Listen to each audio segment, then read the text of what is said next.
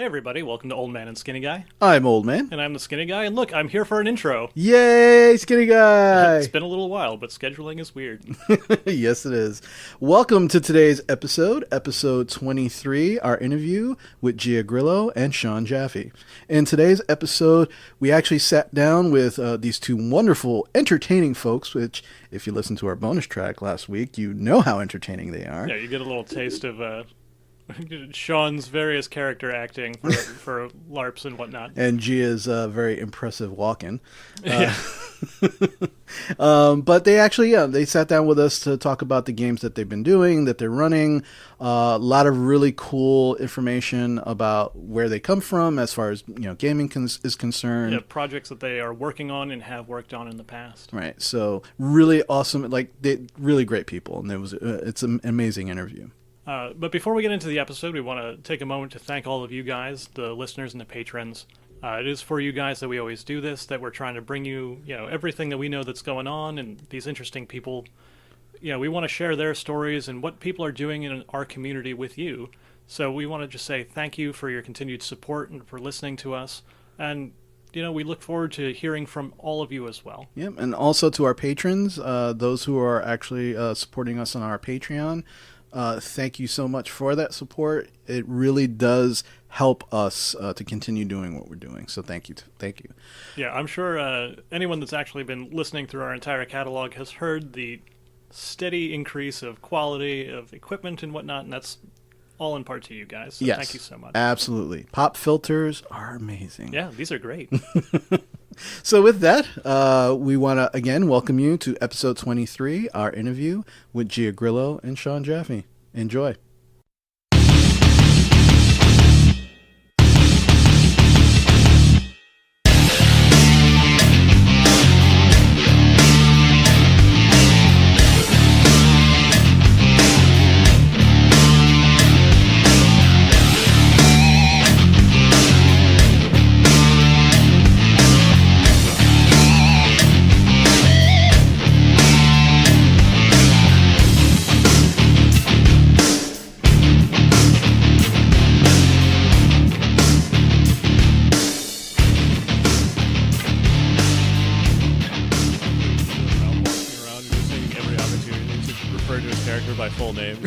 Mr. Kimberly Space Lesbians. It's Captain Kimberly Space Lesbians. I treat him with respect. That is. Are we going to do the rest of the interview this way? Yeah, this is what the questions is. Tell me, I haven't this noise I've had. So, Sean, I have to ask, have you been following the developments with Star Wars Land? Yes. My brother-in-law is actually one of the Imagineers over there. Oh, yeah? So, Oh, wow. Do you have any secrets that we can't tell anyone? he knows better than to tell me anything. All right. That's And the weird thing is I have my family, right? Like my brother-in-law works for Disney, and I'm like, what's going on with Star Wars? I can't tell you. They would sue me so hard, my family would disappear, like in Back to the Future. Yeah. And then I ask my brother, who works for Apple, I'm like, what's the new iPhone going to be like? He's like, I can't tell you anything. They would destroy me. I would be erased from existence. And then my father works for DARPA. Oh, and he's heavily involved with all this stuff with espionage and weapons and things. And he's like, so they made these monkeys that can eat cars now. And just does not care. So much deeper than the other. He just couldn't care less. It's anytime I sit down, he's like, that's his conversation opener. It's we found a missile that specifically targets people that have a certain last name. And I'm like, whoa. And then, it's weird because I'll have my brother in the same room. My dad will be like, what's the iPhone? And he's got to be like, yeah, I guess I can't tell you. And so it's really I think weird that's an amazing way to start. I mean, if we are going to start this conversation, we must greet Sean in the only appropriate way. Yeah, that's it. Ba weep grana weep ninny bum. Ba weep grana weep ninny bum. I apologize, we have no energon to offer you. Yeah. Oh, then I'm going to eat you both. I'm going to turn you over to the Quintessence. That's fair. You and a swarm of Innocent. robo fucking piranhas. So we have with us today, we have Sean Jaffe. Thank you very much. And also Gia Grillo. Hello. And Hello.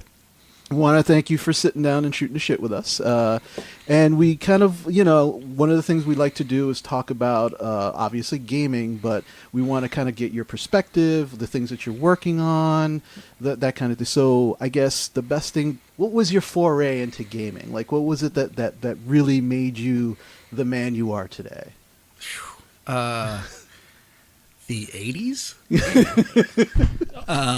Yeah, I'm old. And so, it's very strange. I wound up getting into gaming, in the this sort of classic older gamer thing where there was a group that, didn't really fit in junior high school, and they listened to a lot of heavy metal and were on the edge of being bad, but weren't actually bad kids, but they wore enough, anthrax patches on their jackets that I thought they were cool. And so I get in, then, they were playing, it was the Teenage Mutant Ninja Turtles tabletop RPG. Oh. That was the game that got me. It wasn't Dungeons & Dragons. Every other guy in the industry that I know, it's from my time, Right. it's all Dungeons & Dragons. Was that a FASA game? That was Palladium. Oh, that was Palladium. And Palladium used a very D&D-like system, but it's sort of sort of mid-90s Apple versus IBM, where it's just close enough that you don't understand anything when you try to cross from one to the other. Oh, I gotcha. And so I never really understood D&D. To this day, I'm not confident running D&D because everybody that's playing it knows it better than I do. Right. So I tend not to run it. But Palladium was my jam, and so we started with that one, and I made my first character, who was an autistic mutant chameleon who was a spy. Nice. And I know that sounds really enlightened of me. Oh my God, no! It was a nightmare. I was just doing a Rain Man impression the whole time, talking about the aliens that were invading, that kind of thing. I'm not a good person, so. From there, I wound up making all these different games that were making characters and all their stuff. And Vampire in the World of Darkness hit in the 90s like a comet, and that sort of changed everything. And suddenly, I didn't realize until after it happened that this kind of was vaguely cool. Okay. And I was pretty deep in it at that point. And so I wound up being a guy that ran a lot of that. And I was an early adopter, so a lot of people got really involved in the vampire and World of Darkness stuff that I did. I really liked the other ones. I always liked that weird element to vampire, where they introduced the vampires as this strange new element into a human world, and then proceeded to just shake up their crap with werewolves and mages and changelings and whatnot. Yeah, each so more I liked ridiculous putting those than the in there. last. Yeah, and so the vampires became the new mortals, where they thought they were in charge, and then suddenly, some guy comes along with pointy ears, and it's oh, you're upside down, and you're what the hell is happening? That was awesome. That was where I first got into live action. Right.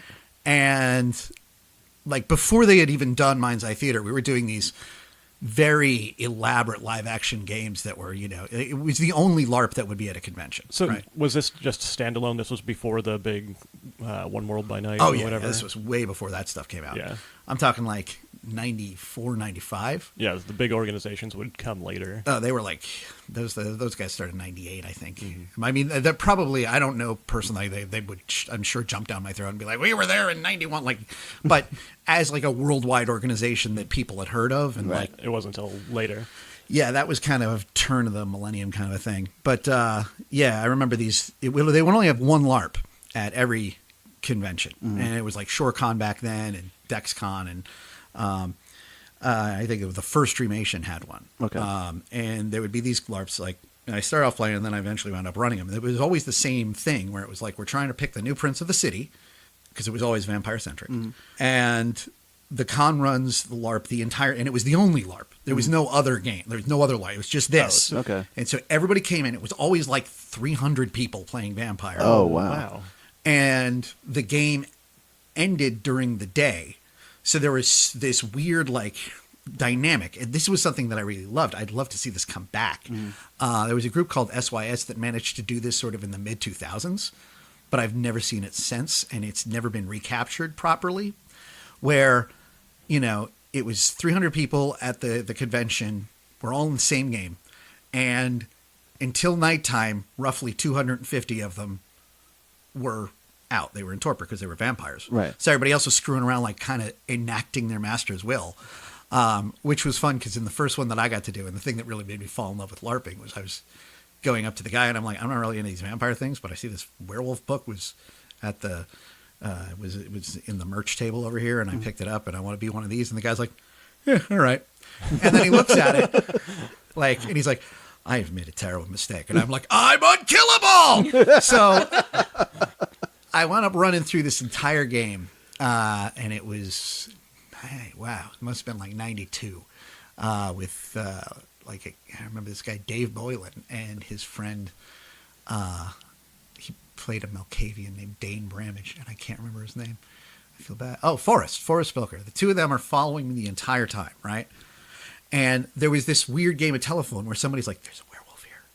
And it went through the entire game, and it came back to me. So, like, I was playing, like, the shittiest werewolf. I was like a rank 0 bone gnar ragabash. I essentially had the ability to turn into a wolf and, like, yell and scream.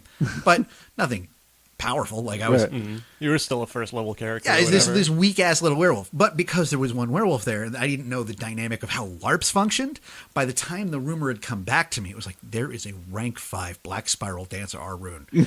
This thing is like the avatar of the worm, and it is going to kill everybody. Oh, man, I should find that guy. I wound up the entire game terrified of myself. The rumor had gone all the way around that it was like that this werewolf that had to be like the most powerful imaginable werewolf was here to kill everyone. And everybody had that. And I'm like, oh shit, I got to find this guy before he finds me because he's going to kick my ass. And only at the very end, when like for the first time in front of this like huge group of 300 people, I'm like, I'm taking Krenos form, and they ran like hell. And I'm like, it was me all along. And that was me falling in love with LARP.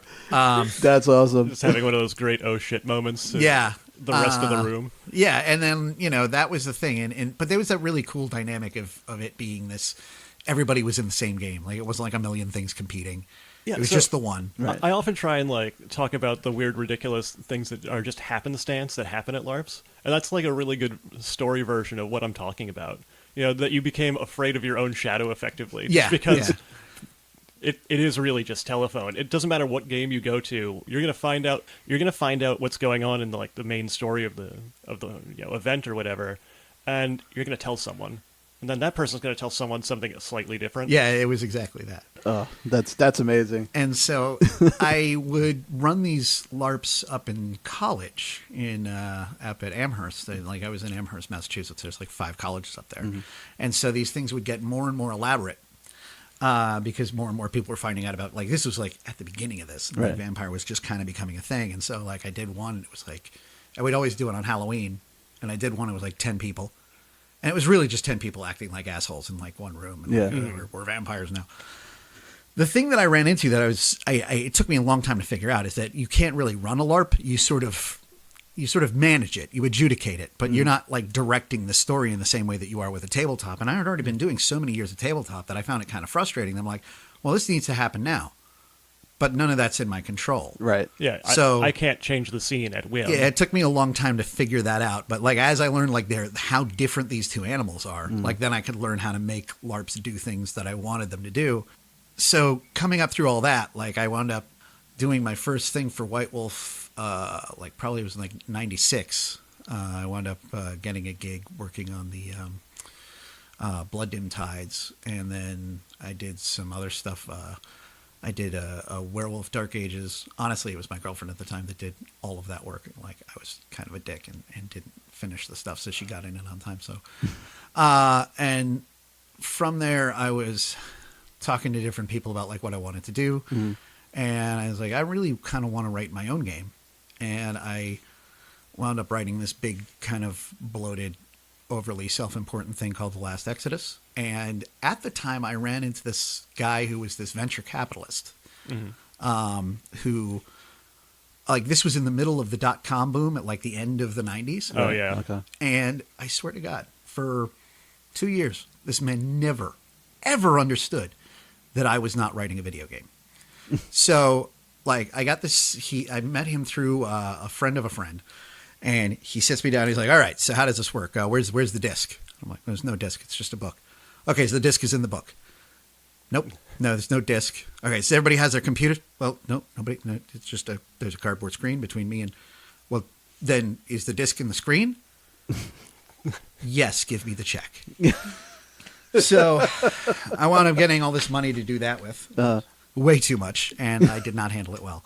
I had a organization called Sinister Creative for a little while, and we did a couple of games. We did Underworld with Gareth Michael Scarco, which was fun. That was our first game, and then we did The Last Exodus. And then right around 2002, everything sort of imploded, and I sold off the company to a bunch of Germans. So it turns out I'm like Hasselhoff, where like The Last Exodus was apparently a big deal in Germany. And Nice. like I've heard of like big like Last Exodus LARPs in Germany, and I'm like, I would love to go to that. Yeah, Oh, how yeah. have you not like made that a priority? I couldn't afford it. Germany is expensive to get to. You need an airplane and stuff. I mean, I guess I could swim. We believe in you. But yeah, so I at the time, like I wound up leaving gaming for a while.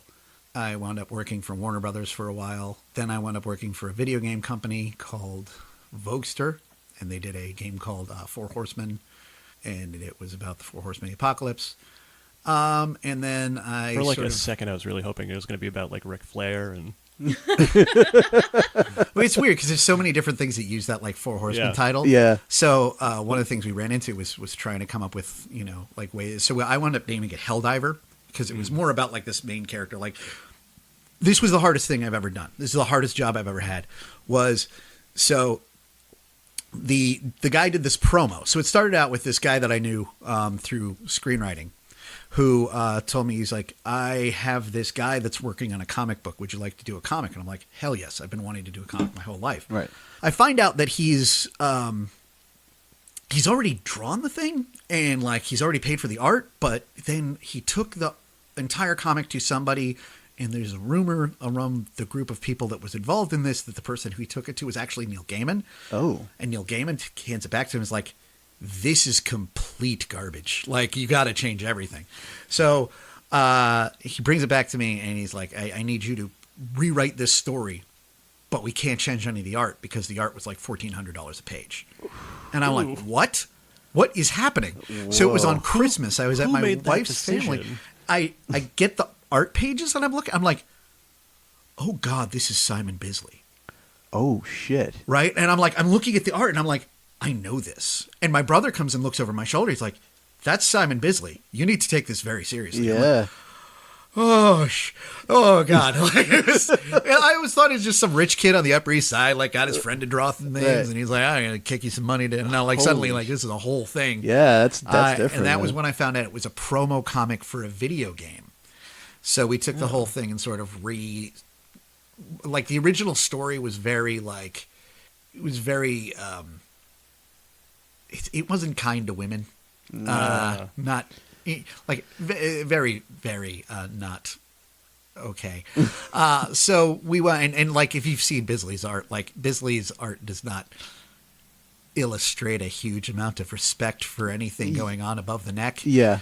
Below it, way into that. Loves that stuff. So so we restructured the story to sort of try and explain some of that. And like, so, there's like bloody monkeys and like Nazi like clearly like this was Bisley getting paid like not as much as he usually gets paid. Right. So he wasn't taking it that seriously. So there's all this weird crap in the background. And like, there's like a scene that's like in Seattle. And I swear to God, there's a monkey in a Nazi costume, like right in the background. Like Just hanging out. just there. And I'm like, are we going to address this? They're like, oh, it's Seattle, but don't worry. Like, it's during the apocalypse. Weird shit happens. And I'm like, no. Like, there's no Space Needle. You've got like a monkey and a Nazi. Yeah. Okay, we're taking this whole story. We're moving it to hell. Yeah. Because suddenly everything makes sense, right? If you're in hell, like everything can be weird. So we took the whole story and changed it so it was like you had to, they were trying to force their way out of hell before the four horsemen of the apocalypse get out of hell to prevent the apocalypse. Gotcha. Okay. And that was the fix that I did for that. Damn. Like the comic came out and it was okay, but I mean, like rewriting an already drawn comic, Yeah, that had to be a huge just challenge. through dialogue is a nightmare. Yeah. Because you can't change No, story like beats. somebody might like be look like, and it's weird because there are scenes where like people are talking to each other, but they aren't looking at each other. like one of them will be like staring in one direction, the other one will be looking over there, and they're like kind of, but it's like because I'm moving individual panels around to try and make things make sense. Yeah. Jeez. Wow. So then after that, I wound up getting into I was like, I miss gaming, so I wound up going to a new LARP in Connecticut called Dystopia Rising, and they were like, we got these like TV guys that look like zombies, and I'm like, yeah, I'll do that. So I wound up getting into that game a lot, and I met Michael and Ashley who put that together, and then Michael and I were at an ice cream joint in New Haven, and he's like, I'd really like to do a tabletop of this. And I'm like, well, I kind of know a guy. And here we are. So yeah, we founded Eschaton and started doing the tabletop. And I had wanted to do Ex Arcana, which was the game that we do at Nerdy City. It's like our primary thing, as like a card based LARP system. I had that idea way back in 2000. I actually had it with Reinhagen, the guy that wrote Vampire. I wound up meeting my idol, which I don't always recommend. But in this case, I get along with him pretty well, I think. He's a weird dude, like a really weird dude. I remember being in like my parents' living room with my idol, Mark Reinhagen, talking about like, what do you really want to do? What is the game you've always wanted to make? Right. And I'd always had this idea of doing like a card thing, like Magic the Gathering, but for live action, where you could play it anywhere. And I was like, that would be really cool. Yeah, you want card games on motorcycles, a la Yu-Gi-Oh. Yeah. That's kind of that was kind of the plan. It didn't exactly work out that way, but we did our level best. So then we did Ex Arcana, and it had actually started as just us trying to put that together. And Michael came back and was like, "Yeah, the system could do anything. Why don't we just make it a system and have Ex Arcana be one of the worlds for this universal system?" Right. It's like, yeah, okay, that sounds great. And that was how Chronos came about. And I guess the most recent thing that we've been doing is, and honestly, I'd say one of the biggest things that I've hit with is that we did, this game just among our friends where I had seen Stranger Things, and I'm like, this should really be a game. Like, this should be a tabletop. I was at that weird point where I was in so many LARPs that I was really starting to miss tabletop. Yeah. So I was like, I think this would work well, like to just go back to like 1986 and just do something with like kids in a town in 1986. And on the way to Gen Con in 2016, Megan and I created Clearfield, the entire like town of Clearfield, Delaware. And then I started the game on my birthday, and it ran for an entire year. And by the end of that year, it was like, we've already like established that this needs to be a thing that we're doing, made a series of rules, established a Kickstarter. The Kickstarter was successful, and now Rememorex is like a thing. It's a real live thing. Yeah, people were telling us a little bit about it. And it's sort of like tapping into that milieu of the 80s suburban kids horror and sci-fi. Something that is very nostalgic for me. Yeah. Is this generally where I come into the conversation? Yeah, I think so. I mean, technically you were allowed the whole time. No, I know, but I didn't want to interrupt any of Sean's long form stories, especially because my experience with gaming in general, aside from D&D when I was in high school, has been really minimal over the last 12-ish years until I kind of fell in with Sean and Megan and started doing LARP and all of that kind of stuff.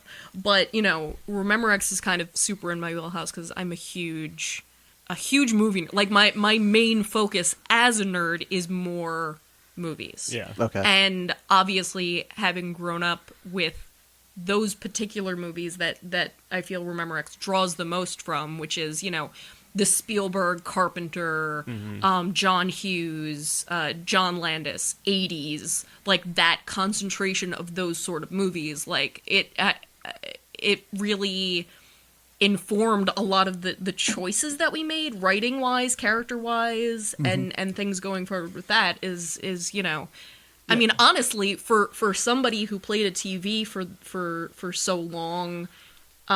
It seems that even like 70s, 80s television I know more of than he does. Okay. So like even that really helped a lot of fact checking, a lot of Someone listening to this might be very confused as to Sean playing a TV.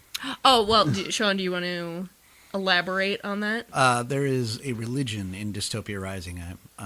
It's a popular game. So it's this, zombie apocalypse thing that was put together by Michael Bucci and Ashley Zebb.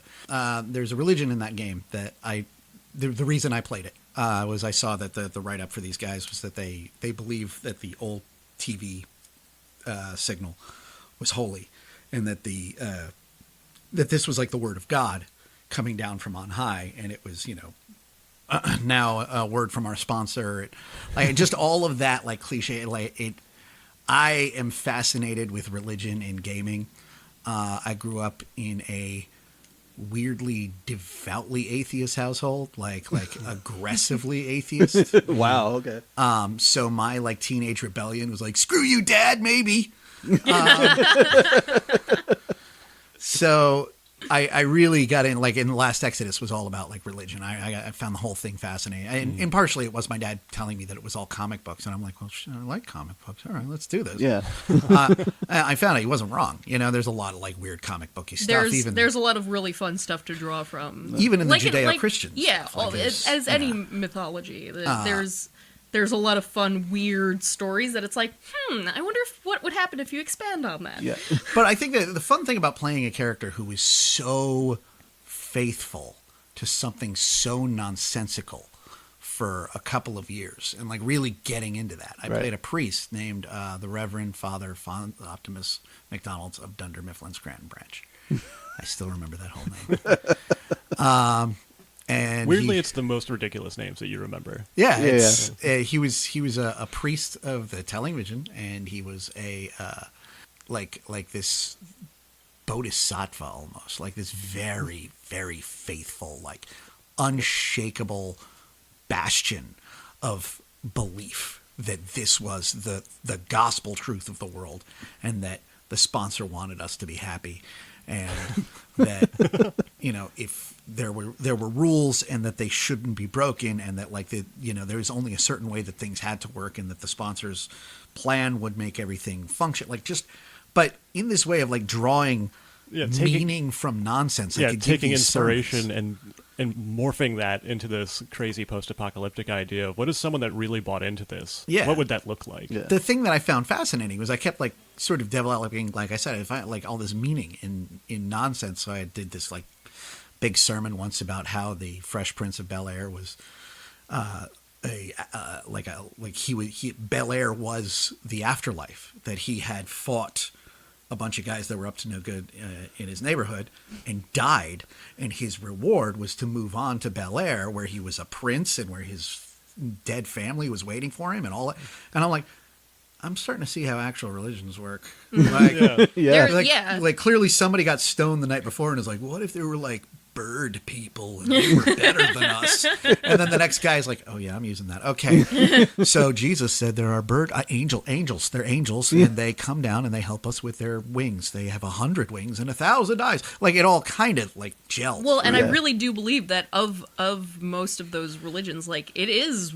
I would not be surprised at all if in the post-apocalyptic world, if such a thing happened, because you're getting the idea of getting snippets of these things and having to draw meaning from it. And like, it's what all is about this? misconstruing the world that is now gone. It's Galaxy Quest, man. It's what if somebody in a different place and time saw these things? How would they interpret them? Yeah. Which again is kind of all religion. You see a weird thing and you try to explain it, and then so wait, I'm gonna break the game now, and Michael's gonna get mad at me. I often said, like, out of character, like the telling vision is the correct religion in that game, and everybody, because of course, because you play one. I'm like, no, I don't think you get it. Like, it is the real religion. Like, it is correct, because all of this stuff is based off of. And like people thought I was a prophet. Like I would come in and like they'd be like, how did you know this? This wasn't in the game. Like nobody told you these. And then you would tell people that things were going to happen, and then they happen. Yeah. And I'm like, no, my character would know that because this is Ghostbusters. Yeah. Right? Or I would be, my character would know that this was about to happen because we're doing Jaws now. Yeah. But it's, like he has this, like library encyclopedic knowledge of the very movies and TV that you are also using as your inspiration. So yes, his religion is correct. Yeah. And And when we took that into into Rememorex, it was a lot about like sort of taking these very same cliches and just making them mechanics and making them things that are real. Right. So, for example, the 5 character types in Rememorex are the athlete, the brain, the basket case, the criminal, and the prince or princess, which is the 5 types from the Breakfast Club. Yeah.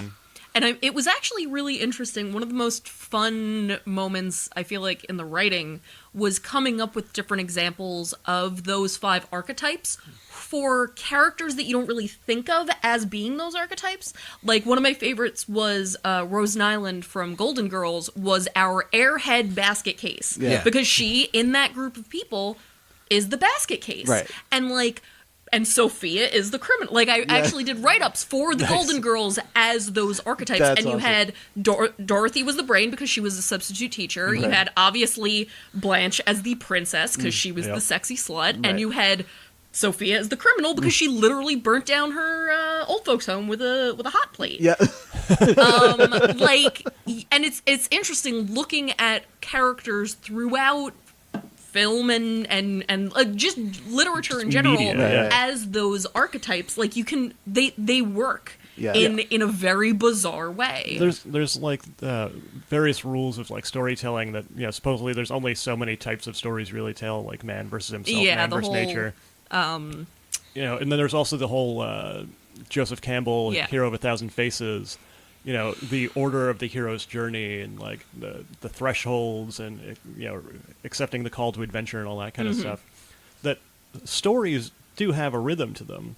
Whether you're watching movies or you're playing these games, some of the times that I've found that it's been most fun and most gratifying for me is I literally just play into the story structure. Like, especially if we go to like a LARP game where there is almost guaranteed to be a set schedule for how that event will run that will be exactly like every other event. First, we're going to find out what's going on Friday night, and then Saturday during the day, things will be a little bit calmer, but we're going to find something interesting. We're going to go on an adventure. And Saturday night, oh man, it's all coming to a head. There's going to be a big battle. And then after that, other stuff is going to happen. Other stories are going to become really prominent all of a sudden.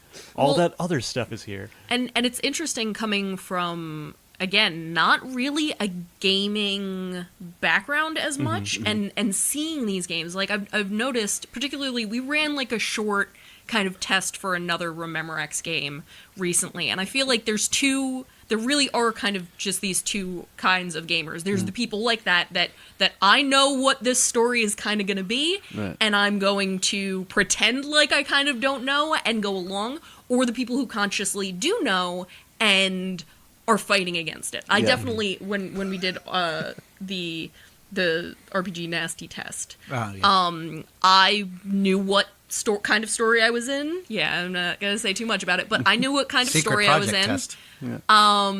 And acted like I didn't know that I was in a terrible situation, and was like, no, everything's fine. We're just gonna, no, we can trust these people, like that sort of thing. And somebody else who knew what the scenario was and was actively trying to fight against, like, no, we can't do this. Like, we're not getting involved here.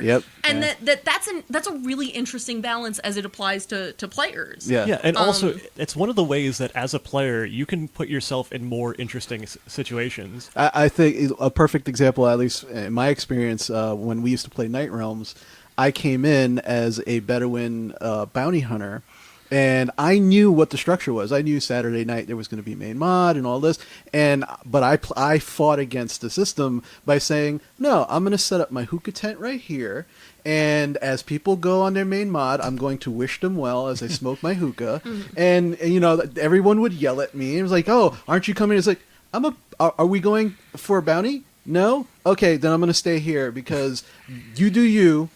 Yeah. I know what my skills are. I'm going to just chill here. I hope everything goes okay. Good luck. Well, in our year-long Rememorex game that we played, my character, Julie, was an incredibly abrasive brat of a monster person, and a lot of times, because I knew, like, everybody else wanted to be, like, really investigating, like, we're gonna go find out, and it just, come on, gang, it didn't really feel like in my character that I should do that. So constantly she was like, I'm going and doing something else, and I unfortunately, like, I feel like certain people thought that was me trying to get my own little stories going, but it was more like part of it was this was the first time I was doing any tabletop again since I was in high school. Right. So like a solid 10, 15 years. And it was more of like this, I don't want to step on anybody else's toes and I want them to go and have their adventure and I don't know what the hell I'm doing, so I'm going to go, sit in the library and take notes about a hearing test. Yeah. Like, bizarre, like, and it was this kind of like, oh, you're going to go do that? That's dumb. I'm doing something else. Like that kind of, but Right. it sort made of sense for the playful character. antagonism. Yes, but also in that kind of like, you guys go find out and then come back and report to me. And sometimes it worked out well and other times it didn't. Hey, sometimes the best thing to do is go investigate that sound by yourself. Yeah, exactly. You're not gonna get No, stabbed. that's you. That's like, always him. It's This like is I'm regularly me in games. going to go check out that noise in the dark basement. It's like, why? Why are you going to do that? Why not? Why? Somebody has to. Yeah, didn't you hear it? Like, It's like, oh yeah, I heard it. Let's wait for those guys to check it out. I'm not checking it out. Well, it was always this tendency that I kind of like would follow false leads. Like, that's not anything. Why would that be anything? And it's like, no, this is definitely something. This is the thing we should be investigating. And it's like, no, you're an idiot. but it's stuff like that as a player you get to really play with, because we were talking about how everyone sort of like generally understands the beats of a story and how it's going to go. If you play with that idea that other people, what their expectations are, you can then start subverting those expectations and do things in a slightly different way that creates a really interesting and surprising moment for those people around you, whether you're the person running the game or just another player in it. Mm-hmm. Well, I'm finding, and like this has been like that past year of doing Rememorex and having it be so fulfilling is really causing me to restructure exactly how I look at tabletop versus LARP. And like there has been this tendency, especially I think in the past 3 or 4 years, of this sort of academic like surge in LARP of everybody, especially with the Nordic stuff and all that, and like this sort of international community that's sprung up and says like, that there's all this potential here and there's all this storytelling that can be done. And I love that is happening. I think it's fascinating. It's incredible, and it's a beautiful thing that people are finally recognizing the storytelling potential and the artistic value of what is happening. Value is the word that I was thinking. It's huge, right? But because of this weird academia, there is this tendency to overblow what LARP is capable of. And I'm saying this as somebody who is in love with LARP and has no intention of ever leaving it. But going back to tabletop after all that time, just the amount of freedom and the amount of storytelling ability I have versus so the example it's I that gave matter is, of control again. Yeah, it's in a LARP. If you have a small town, right? There was a scene in this game that I ran that I will never. I love being absolutely shocked by my players. I love when somebody just has me completely flattened out, and I'm like, I never had accounted for this. Yeah. Right? So in the game, there is a scene where they found out like that the center of Clearfield, there's this man-made lake that's hiding all of these secrets. The government had literally flooded this abandoned town so that nobody would find it. And I'm like, okay, so these kids are going to have to cobble together these crazy scuba suits or something. Right. They're going to have to somehow sneak into this lake, and there's all these weird monsters in the lake, and they're going to have to deal with that and fight underwater. And I wrote this whole thing of how they were like going through all this underwater stuff. And did they like blow up a dam or something? They blew the dam. Yeah. That would never happen in a LARP. It would be impossible. Yeah. It would never be. Like, it would never enter the players' minds because there's so much metagaming going on in a LARP. Because you are so confined by where you are. Right. Yeah. And you as the player can't think outside that box because you know that the game can't escape that box. You can't be like, hey, can we just build a helicopter and get out of here? No, you obviously can't. You're in a Boy Scout camp in West New Jersey. You have the resources of it. That's where you are. You're not leaving that area. Right. So your solution can't include that. But in the tabletop, the kid the kid who was like sort of the leader of the junior high school kids is like, well, screw it. Let's get some TNT together and blow the dam. And everybody looks at me, and I'm just, my jaw is on the floor like, oh, that was always an option. Well, that was a great moment because I was thinking so it. Cool. I was thinking it when It was he so said cool. it, and I was just like, "Yeah, I'm on board for this." And the fact that my character, that we actually agreed on something was so great. But like everything about that day was just because we were all just were like, "Yeah, let's get some dynamite and blow up And this Europe's the final countdown swells from the speakers. Did you like comedically throw your notes over your shoulder? Perfect. I couldn't. I just slumped into my chair and was like, Dumbfounded? do it. Like I took 20 pages of stuff I had written and threw it out immediately. I was like, that is so much better than everything I had. Yeah, that's awesome. And that's the sort of thing that I think that tabletop allows is these hard right or left turns, right? If I'm going to have like a spaceship crash in a LARP, I'm spending probably somewhere on the order of, and LARPs are always doing this on a shoestring budget, right? But still, I'm spending somewhere on the order of like $100 to $500 to make something even vaguely reasonable, so that the players can get the idea that there was a crash in the woods, right? I'm going to have some sort of big blight. I'm going to have a huge sound. I'm going to have some crazy thing there. Fog machine. Maybe some fog. You know, We're it's a gonna need whole extension thing. I've got to cords to make get it something power that you're out there. experiencing, or I have to walk out and narrate it, which a lot of games aside, I kind of started to think about like this interesting interstitial space between LARP and tabletop, because a lot of people are like, screw it, I'm just going to narrate. Okay, you guys all see that this over here, there's a crash spaceship and there's smoke. First of all, strongly recommend whenever you do that, like narration. You're that, like, if that's how you're going to do it, by all means, that's a perfectly legitimate way. But write out your monologue and rehearse it. Yeah, because a lot of times, like, people be like, all right, there's like it's round. There's a space thing. It's round. Looks like there's a hole in the side of it. It's round. And like, you're like, okay, I get what you're trying to say, but like, you want to get out there and have the confidence. Like, if this is not going to be visual, right? It's part of a presentation. Bring me into that world. You have to have a little pomp. You have to get out there and be like, the fires are coursing through the forest, and you can see that there are animals running from the smoke, and in the middle of it is shiny. Like, you want to have that immediate. You want it to be evocative, but that's not really LARP, is it? I mean, like, that's the question. That's more of a tabletop thing. It has its roots in tabletop, but let's face it, everything that we do in LARP is. I often use the analogy that it's a game of tag. Yeah. Because I'm doing something to you, but you don't know what that is unless I narrate it to you. That's true. Even me just calling a skill is a form of narration. It's a shorthand, to be sure, but it's all verbal. Yeah. So much of LARP that is beyond the props and things is all just verbal. And I've been LARPing. Tag. That's a great way to put it. Yeah. And I've been LARPing for 20 years, and when I started, that's exactly how everything was. It was never what you see is what you get. It was always, this is happening, go. And so, like, I'm on board with, like, that's how it could be, and it should be sometimes. Some of the great elements of LARP is that, WYSIWYG element. I probably shouldn't have said that isn't LARP. I'm saying that isn't WYSIWYG. Yes, right.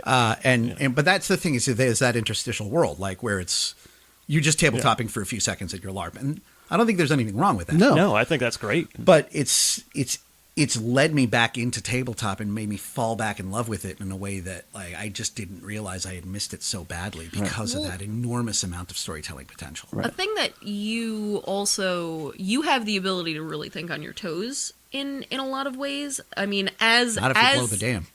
Well, no, but like even in that scenario, you needed a minute because you were so impressed Suddenly you had to go to the bathroom. by the crazy, change in pace and again all of the notes that you'd written going out the window.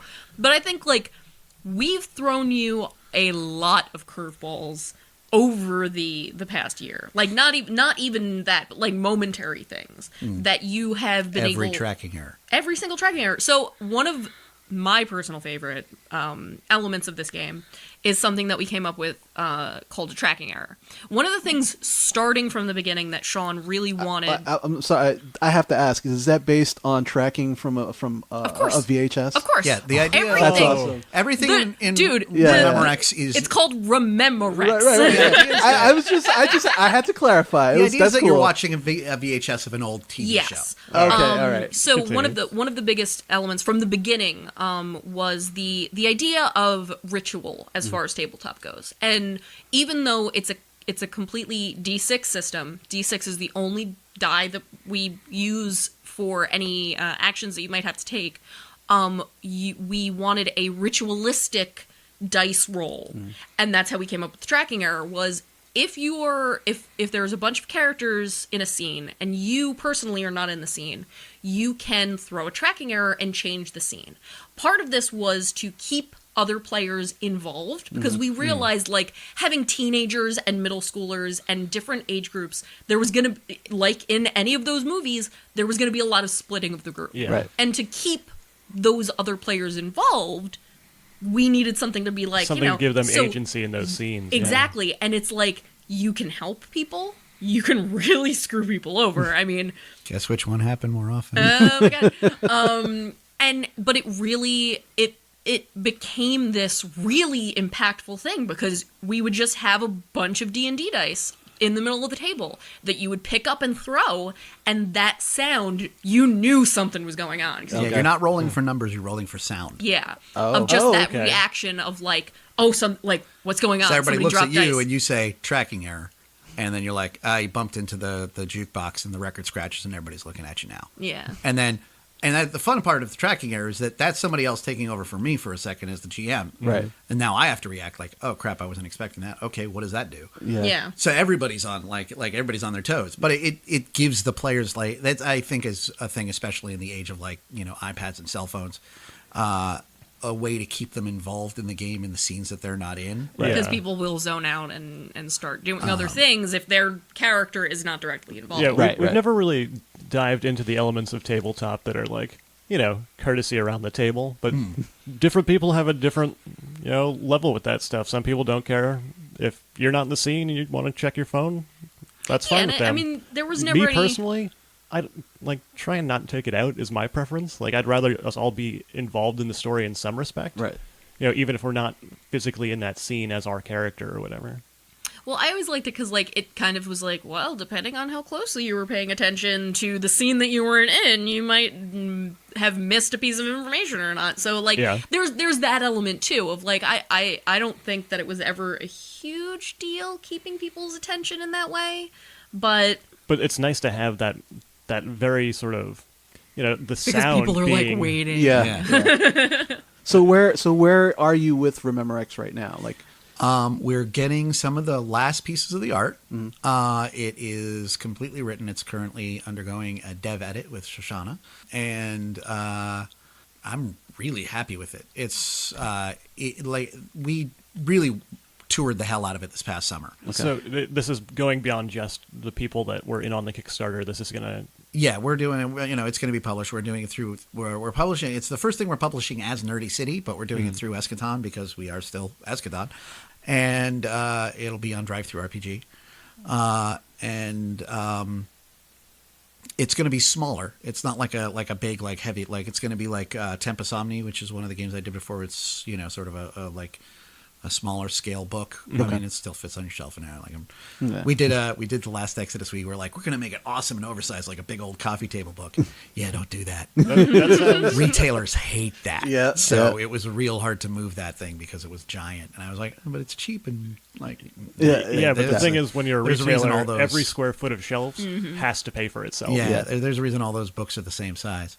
So yeah, this one is fine. There are, you know, smaller books out there now, like Microscope and what's some of the other ones I'm thinking of? Microscope.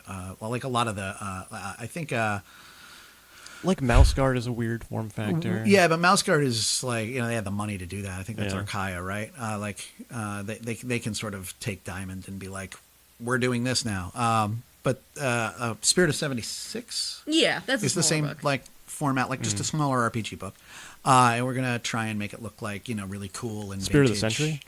No, it's a Spirit of 70 is like it's like an indie 70s game that like is like, you know, sort of kung fu and nice. and blaxploitation and exploitation movies. It's like all it's that like, kind of stuff. It's Black Dynamite the game. Yeah, it's Yeah. very cool. And actually, they did this thing. Like I wrote a 70s game myself, and then I saw Spirit of 76. And I was at Gen Con. I'm like, well, I don't have to do that now. Like, this is way better than what I had. Yeah, and then they did their supplement, and it broke my heart because the supplement they did for it was like 2 adventures, and it was like all the like the look of it was like an insert for an Atari cartridge. oh, that's And I was awesome. like, shit, I really wanted to use that for Rememorex. Rememorex. It's okay. We have really we're doing a choose your own adventure thing. I think it's Yeah. gonna make it look cool. Very cool. Yeah, it's it's on its way to becoming this whole thing, and I made the announcement a couple of weeks back that since it did so well at Kickstarter, we're going to be supporting it. It was originally going to just be a one-off, like kind of standalone. Yeah, like here's like your little Stranger Things kind of Gremlins and DT kind of game, and people are really into it. So I'm like, I can do more with this world. So we've been putting together some other stuff, like the test that Gia was talking about. Yeah. And the nice thing about you're talking about putting it up on Drives or RPG, that you can put some of this stuff out in a purely digital format too. Yeah. Are you planning to try and publish some of that other stuff? Put it into actual physical books? Yeah, I mean that's what we do. So like so we at Eschaton we do most of it's digital, I think. But all the Dystopia Rising books, all that, like it's all. I feel like the primary movement through that has got to be digital. I would ask Ashley, but I always assume that like most people buy them as PDFs just because it's cheaper and you don't have to keep it on your shelf. But we always have like a stack of everything at conventions, so you can pick up the books.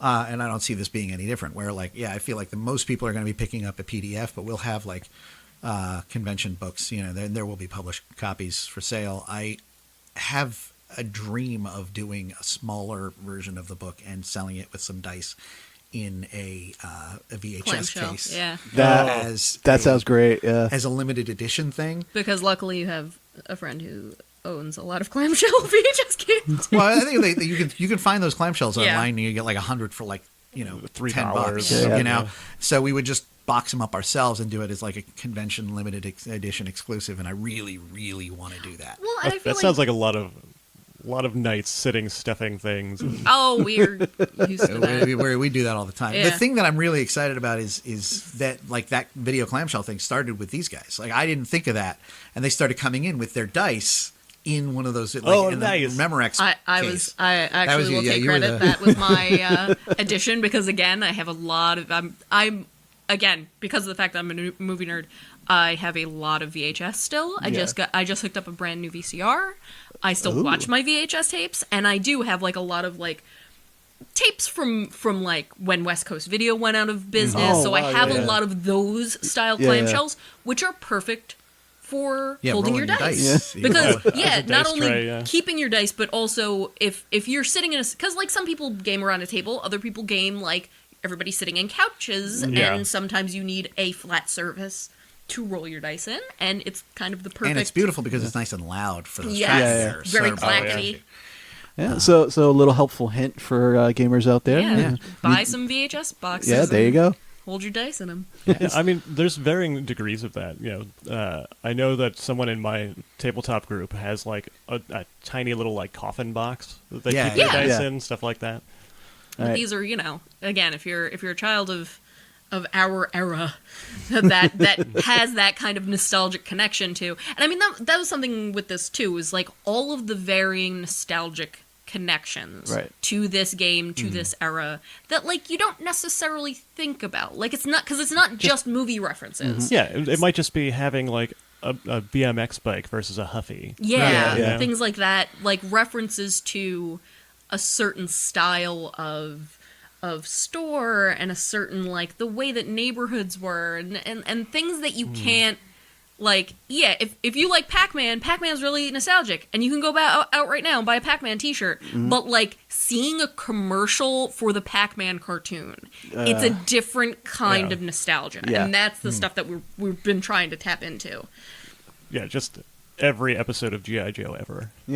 But again, like I said, put a pin in that. That's that. That's something we're doing right now. I don't want to say anything else, but there's a different kind of nostalgia between watching one of those old episodes and finding like a Saturday afternoon promo for like up next, G.I. Joe, and like follow that. But you're talking to someone that, as a young person, I had Dino Riders, the movie, like the intro to the series that was very short-lived, that on the VHS that they distributed has commercials.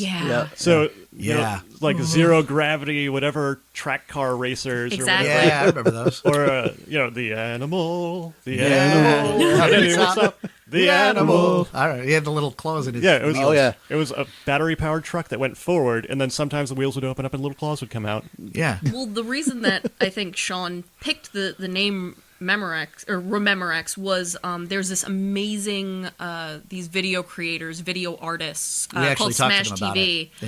Yeah. that make these long form 4 hours. like 2, 3, 4 hour videos that cut together clips from movies, old commercials, all of this different stuff, and add music to it, and it's just the weirdest nostalgia trip. It is mainlining. It's black so tar. good, and it's so Nostalgia. because It is hardcore. And what ones was that this? are- Smash TV? you said? Smash Smash TV. TV. It's all on Vimeo if you look it up. Vimeo, yeah. They have a few There's things. one called Memorex, and it is just 4 hours. Isn't Smash TV an old arcade game too? Yeah, Yeah. I don't know if they got the name from that or if they just came out, but like they definitely address all of that. And so Memorex, which inspired the name of Rememorex, is 4 hours of commercials from roughly 79 to 91. Primarily the sort of stuff that you got, like, in your after school, like Mask, G.I. Joe, Transformers. Right, right. A lot of Right? McDonald's. A lot Dude, of McDonald's. I bring of up cereals. Mask to people, and it's the weirdest thing that no one remembers. Oh. I love I Mask. I literally just yesterday bought like 4 new Mask figures from Nice. Geek Flea. Yeah, Geek Flea. We'll give a quick plug to Yeah. Geek Flea twice a year. Unwinnable.com. They're really good guys. They do a lot They are. of really awesome nerd shit. Yeah. They're helping us out with Far, Far Away. Oh, which cool. Megan Great. talked about, a big Star Wars game that we're doing on December 9th. And yeah, there was a guy at Geek Flea had a whole bunch of the Mask figures, and like that's the thing is I love the deep core nerdery of the 80s. Like everybody remembers Optimus Prime, and everybody remembers like G.I. Joe, but like Mask, or like or the Rock Lords. the Rock Lords, stuff like that, or like The- the Starriers. The Visionaries. I have a deep love in my heart for the Starriers. Nobody remembers the Starriers. Do you remember Skyriders? Yes. Yeah, that right? weird thing that you wave. No. Skyriders, it was sort of like a G.I. Joe or a Mask idea. I don't know if it had a cartoon or not. They were a toy line. Oh, were they the ones with the zip lines everywhere? Yes. Yeah. Oh, wow. I hadn't thought about those in a long time. Yeah, you're welcome. Good. Well done. Yes. That's when you know you've hit gold, is when he's like, I haven't thought of that. And, Yeah, I don't know if they ever got a cartoon. I don't know either. Yeah, I like gotta it was look clearly that up. it was clearly the whole thing that they did in the 80s of There here's was a toy line. We're gonna make a cartoon. What or was that- something what was that as a other one giant that- commercial for it? the sectoids? Sectors. Yeah. The sectors, yeah. Yeah. Where you had I bug, found a sector. Yeah. you have bug people riding bugs. And their like, puppets. And the puppet. Yeah, it was just. yeah. It was Yeah, Oh like- wow! Yeah, I You remember All remember this you stuff remember is, those? Yeah, this yeah. is this is the wheelhouse of Rememorex. This Yeah, is where this all is that where stuff all lives. of that lives. That's awesome. So yeah, with the various like things like that we tapped into, like one of the things that came up recently was the ship that played a major role in the game.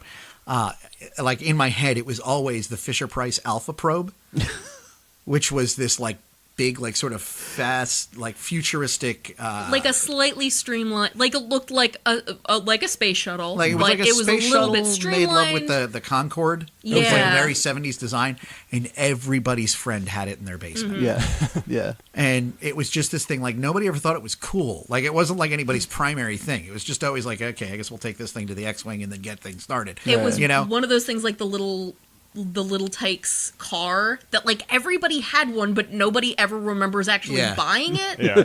but It was I- just there. It was just Yeah. always there. I want that thing on my cover. Yeah. Like I want that ship like front and center. And Yeah. everybody's going to be like, I know I remember that, but I don't know where from. Yeah. Yeah. It's like why is this so eye catching and important for me to think about? Weird sense memories of like, why do I? Yeah, that's Yeah. definitely. Yeah, it's like you'd watch your old VHSs where you're like, one of the VHSs that I watched to death was just like, sometimes you record stuff off of like channel 11. Yes. So like I had a disjointed, recording of Clue.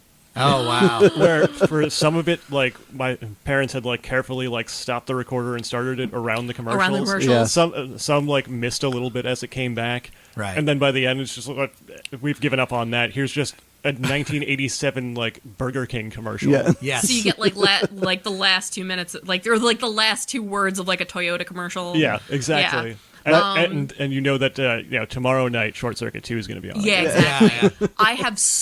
I have this beloved collection of that. And one of the things that made Rememorex for us was the use of the 83 HBO movie intro. Critical element of the Very game critical. was the opening ritual, Yeah. right? And this is a thing I think would help any tabletop game, but Yeah, it was I've huge heard for us. I've heard people discuss this as like a really useful tool. But go on, explain what you're talking about. Went into like when it was time to start the game and everybody was there and everybody had ordered food. The lights go down. Part of the ritual, by the way. And we watch the 1983 opening. You know, we now present our feature presentation Right. from HBO. And the big HBO logo comes down from the sky and Yep. it spins, and then feature presentation. There's a right? big fanfare. Yeah, and it's in that. Like, it was weird because that was actually something they put in one of but just the music was in a Smash TV video. Yeah. That was where I got the idea for it. Was I was watching one of those videos and I'm like, where do I know this music from? Because it's that initial this little music like tells me I'm about to Yeah. see something amazing. Yeah. Yeah. And I'm like, I'm using it, right? I'm weaponizing this. So I put that in, then over the course of the past year, just doing Rememorex, I started like getting into more stuff with video editing. And like, I eventually developed like opening credits for the show that they were doing. So Yeah, like there was that opening was credits your with the campaign, players' yeah. names on it. And so now we're doing another one called Max, and it has like I've made like an entire like opening credits sequence that is on like it's on online, and it has like a commercial lead in, and it's all that.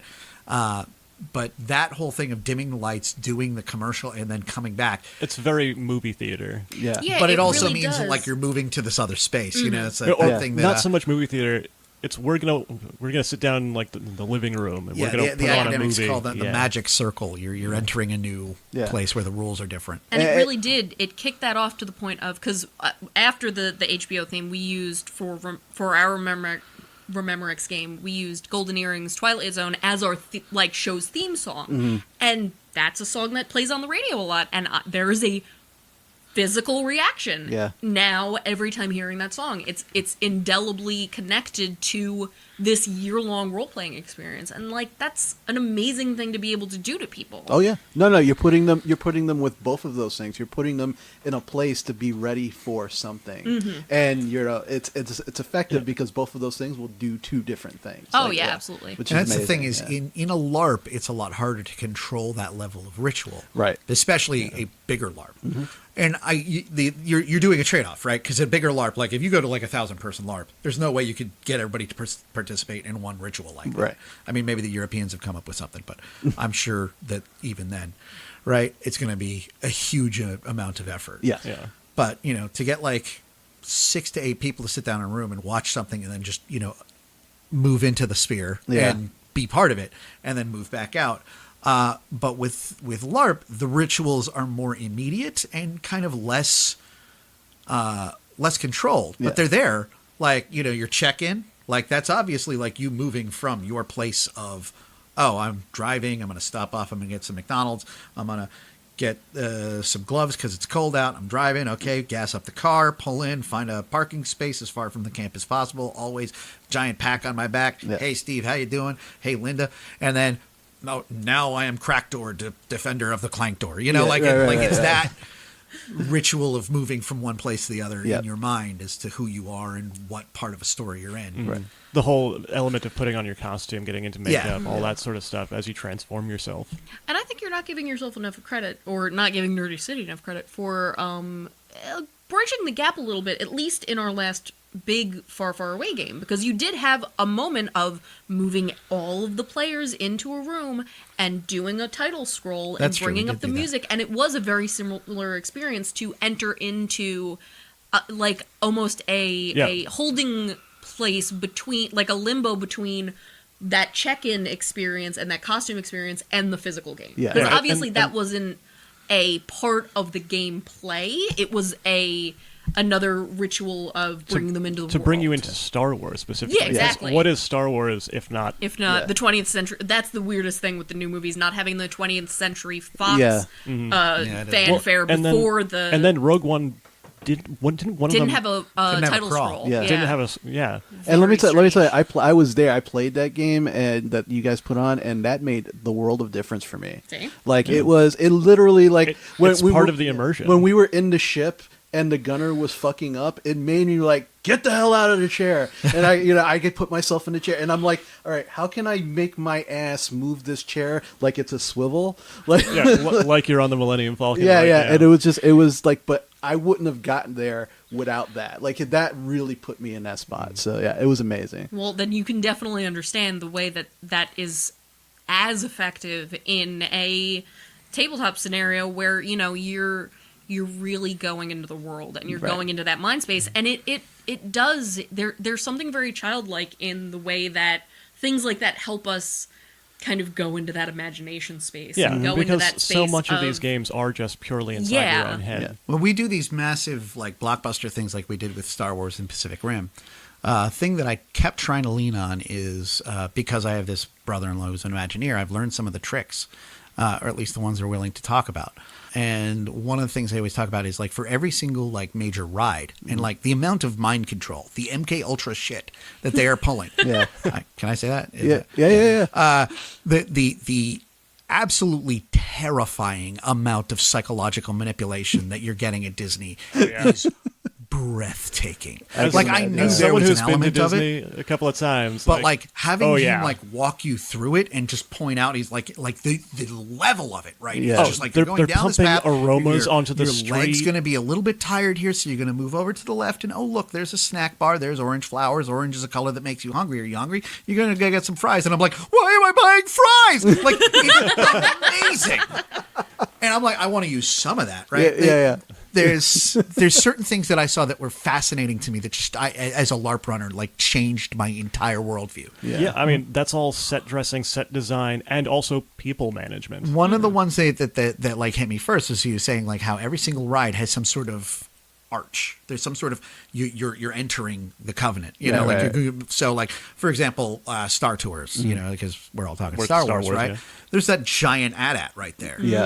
Like, you cross under that, you're like, okay, I'm not in the real world anymore. Yeah. No question, right? It's always something big and crazy where you're like, oh, this isn't real. Nothing is real anymore. Yeah. And they control everything to such a degree. And so the problem is I always find myself frustrated because I'm like, oh, Disney with their billions of dollars does this so easily. I've got a budget of 38 cents and a dead rat. Let's see what I can make happen. Right? I can make this rat into an arch. Yeah. I can do that. String them out. The thing that I thought was absolutely amazing, and this is how you can use your budget of nothing, right? Was the first time I went down there after we got married, I went on the Pirates of the Caribbean ride. It was like right when Pirates of the Caribbean 3 was coming out, right? And I hadn't been there forever, and so they were like, "Oh, it's going to be this weird." Is with some of the new changes. Yeah, with it, like, and then like the robots that are way too good at the end. Like, it's like, yeah, it just looked like Johnny Depp is just kicking it with a bunch of robots, which, let's face it, kind of sounds like something he would have done around 2005. No, he actually did that. Yeah, he went to Disneyland, just hang out in there, and they like let him go in full costume. Like, he showed up one day. It's just like, hey, I want to hang out in Pirates of the Caribbean and like greet people. They're like, yes. Yeah, absolutely. So you can like that's bananas. You can go on YouTube and find it. It's literally someone's just like filming their ride through Pirates of the Caribbean. They come around, they're like, oh my, like, holy crap. And he's like talking to them like as Jack Sparrow. So there's this thing that like I hadn't been there like since '83, right? I went there with my dad as a very, very small child. And I had been there in over 20 years, right? And I'm back, and I'm like, why does this all look like I was here yesterday? Everything looks so familiar. Everything looks exactly like a thing. Like, and not in a like, I remember this from, but I'm like, I remember this from last week. Yeah, I was just here. It's all and I'm looking iconic. At it, and the reason is because I got back and he showed me this book of like how they did everything and how they had like palettes of like colors that would reoccur, right? So the colors for Pirates of the Caribbean are brown, red, purple, and maroon, right? And recurring themes: chains, keys, barrels, cannons. The shape of the cave, right? All that sort of stuff. And I'm like looking at it and I get it. Dead mines from World of Warcraft. Right. I'd been playing World of Warcraft. I was not a World of Warcraft player. I know. Yeah, you So said Dead Mines. You I knew have to exactly. explain what a Dead Mine is. So in World of Warcraft, there's a dungeon you can go into called the Dead Mines, where it's this mining area, and you go through. But the colors are purple, brown, maroon, and oh, so there was and just red. someone else using that exact same and then the recurring method and themes of formula. chains, keys, Yep. cannons, barrels. You just blew my mind. And so, yeah. And so it's like they just used this because they knew that it was like a generational touchstone. Right. So you go into this dungeon, and that's the crazy part, is the dungeon doesn't say anything about pirates. Nothing. But you're halfway through, you're like, I'm expecting pirates. Yeah. I don't know why, but it's my conditioning as like an American human that I know pirates are. And sure enough, at the end of it, you're on a pirate big ship pirate fighting ship, yep. pirates. Yep. And I was like, this is genius. Yep. So like, and they put this book out there just saying this is how he did it. And Blizzard, who are geniuses, were like, okay, just use this. Yeah. Weaponize the nostalgia. Yeah. And people are going Yeah. to be coming through this. And it's the first dungeon you go through if you're one of the Alliance players. So it's going to be like the one that's most commonly visited by just about everybody. Right. So they put that in there. And that was why I felt like I'd been there the day before, was because I had been in it digitally. Yeah. And they just use all the same touchstones to Yeah. make people think a certain way. And that level of like psychological conditioning. That's something. So, and it's easy enough to do, right? Like even with LARP, you could go, all right, if we're going to do something with pirates, let's go over to this area. We're going to make everything purple, brown, maroon, and red. And we're going to have a lot of barrels, cannons, chains, and keys. Right. And they're going to be thinking pirates. Yep. And that is something you can do in that capacity that like allows, and so that level of tapping into Yeah, and the there's- cultural zeitgeist. And there's Yeah. that version of that for every possible theming, I'm Oh, sure. definitely. Oh yeah. Yeah. Oh yeah. Well, I mean, I feel like that's the reason why Stranger Things was so effective and why so many people immediately connected with it. Because even when it wasn't a one-to-one comparison with any of the things that it borrowed from, you still felt it. Like one of my favorite moments in Stranger Things was Nancy's pajamas, because they are Nancy's pajamas Yeah. from Nightmare on Elm Street. Right. And it was so subtle. Like I was like, I've seen this scene before. Mm-hmm. And it took me a while to be like, oh, because she's literally wearing Nancy's pajamas. And like, it's those things that like just color wise and the way that the bedrooms are set up, Yeah. like things like Just that. all the music decisions and Yeah. the look Yes. of the Stranger Things That's intro. the thing that I love about tabletop versus LARP is my ability to control music. Yeah. That is huge. Being able to get back and like now I have a computer where I've got like every song I could ever need. Yeah. So I had that ability to set a running soundtrack to every event that happened. And like That's the awesome. soundtrack that I had to the Rememorex, with like Twilight Zone making a constant recurring appearance. There was an in-game song that was like I found this 1979 track called DOA by a group called Blood Oh Rock. my God. That became like the track that the local heavy metal band would play. Okay. They called it "Teach Me How to Die," and like it became this whole like recurring theme. And there was all this stuff that we could do. And at one point, another recurring song that I just think of as just being the theme song for the '80s was "99 Red Balloons." Oh, wow. yeah. Yeah. And so Nightmares. at one point, yeah, I did this very mean thing where they found out about like the town that had been destroyed, right? And there was the scene of like we did this game where we had been gone for a month, so I hadn't played, and then we came back and I gave everybody new characters, and instead of it being 1986, it was 1952. And they were all having this dream about what had happened in 1952 to this town. And at the I'm end of literally getting chills thinking about it. at the end of it, the entire town was destroyed by the government. Like they cleansed it, Right. right? And then they the end of it was like I did this monologue about them like building the dam and filling in the town with the water and like just smoothing over everything that had happened there. And so like this hill that had been in the middle of the town became this island in the middle of a lake, and they were filling it with just this very sort of like run-of-the-mill government operation. I'm getting really upset just thinking about it because it was like and having because you found like a weird version. I found of a 99 like Red Balloons. really sad, It was slow this version of 99 Red Balloons. haunting. The only word for the entire experience was super haunting because it was you had this because we had been playing for some time at that point when you did that, and we had this connection to this town and all of these things that we kind of suspected had maybe happened, and the things that like what was this lake and what was this town under the lake and everything, and experiencing it in that way. I think we were lifting off in a helicopter at first. Yeah. And like my character was like holding a baby, and like it was this just and a bunch of people had died. Everybody but you had died. Yeah, everybody but me and the baby. Yeah, because the baby was Shaheen's character. The baby was Shaheen's character. Was a main adult character in our main game, and I was their mother, like in this dream. And we're lifting off in this helicopter, and we're seeing all of this horror happen. And it was. I mean, there was. You created an emotional connection to so much of that game using that music. Yeah, and that was that. It. I mean, I cried innumerable times throughout the year that we played because of it wasn't certain a game things. unless you were crying. It wasn't a game. It wasn't a really solid game. Had to end with me crying. Yeah, I had to write an obituary. I mean, Jesus Christ, Jaffe. Like emotional torture is what that game was, but like in all of the best ways. With music, you can create those sorts of and I found that. Do you find that when you're running LARP games that you try and intentionally put music in scenes? I would love to be able to do that, but it's so hard to be two places at once and to have that kind of control. Like even with like remote control and like doing it from your phone and everything like that, it requires an enormous amount of and you can't like so that the problem with LARP is that like multiple scenes are happening, right?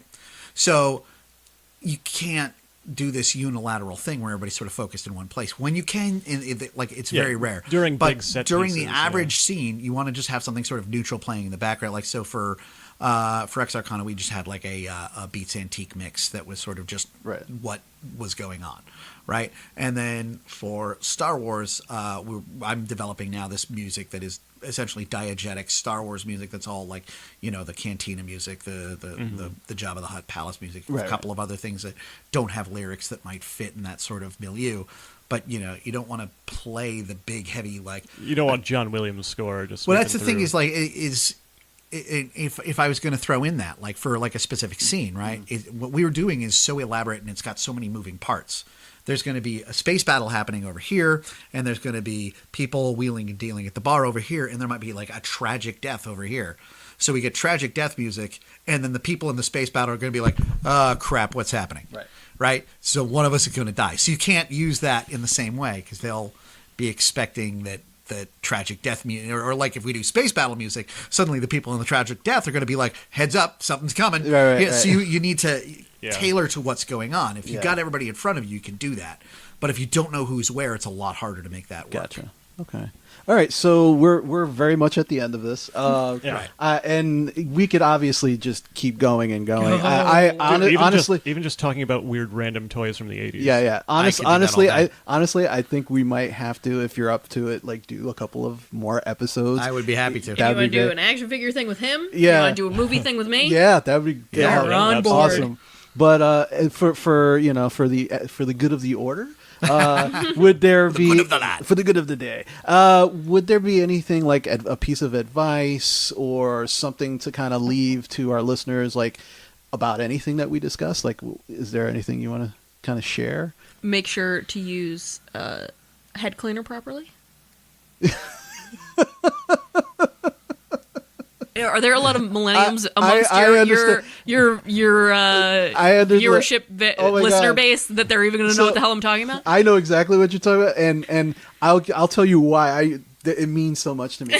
My dad, he used to work for the Federal Reserve Bank in New York as he was their equipment services guy, and he would fix all of their, like, it started with typewriters, and then as the years went on, it became VCRs, it became all this. So my house looked like a VCR graveyard at one point, where he would bring all of these things, and he would teach me like how to fix it. He would open it up, he'd show me where the heads are, he'd show me how to clean it, and for the longest time in my room, I had one of the first pop-top VCRs. That's what I want for my birthday. And oh my god, that was so. When you said tracking, and I knew and now you say cleaning, I was like, oh my god. So that means a lot to me. I mean, secretly, you were overly nostalgic for the. Yes. But no, I'll leave any serious advice to Sean. Yeah. Seriously, get away from the planet because I'm going to blow it up. I don't know. I got nothing. I think that was a good piece of advice. Beware. Dr. Catastrophe might be planning to blow up the planet. He's out there. Yeah, you can't control that guy. So again, thank you guys for sitting thank with you. us. It's This was everything, great. bro. This was amazing. Yeah, and of Thanks a course lot. we're gonna beg you guys to send us links to anything that we were talking Oh, yeah, about, yeah, your we got projects, links. that kind of Yeah, good stuff. absolutely. But with that, We're setting up a new website now, actually. Yes. Oh. So I'm very excited about that. we'll make sure people hear about it. Yeah. But anyway, with that, we've been Old Man and Skinny Guy. I'm Old Man. I'm the Skinny Guy. We'll catch you next time. And remember, don't dream it, be it. Take care.